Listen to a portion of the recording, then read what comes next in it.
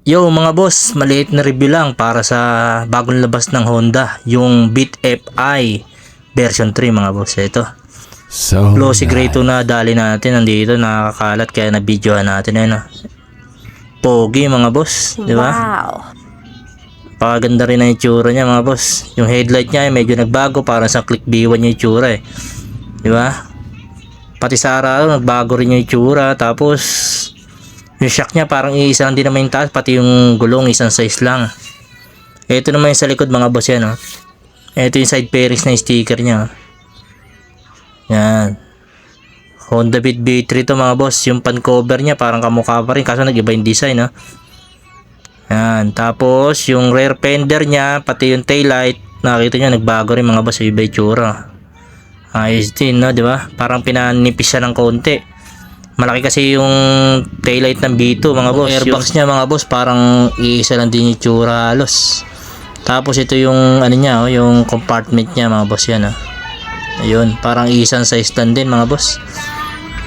Ayos din, ang ganda rin na itong lumabas na bago na ito ng B3, ng Beat B3. Ang kinaganda nga pala na ito ngayon mga boss, ito, tignan nyo to, yan, oh. Pindutin mo yan, tapos andito yung power outlet niya, dyan yung charging system niya. Bibili kayo ng ano niya boss, yung katulad sa sasakyan, sa mga kotse, no? Buksan natin ha, para makita nyo yan, dyan yung sasaksak yung charger nyo, dyan yung na kailangan magpakabit ng, ano, ng charger, diba?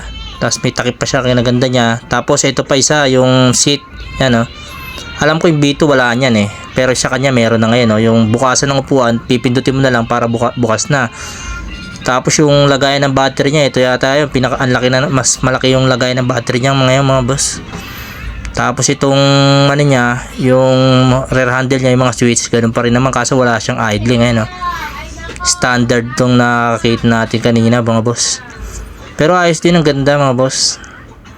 Malaki yung pinagbago niya kaysa sa B2. Kasi B3 nga naman, di ba? Ayun yung side fairings niyang kulay, oh.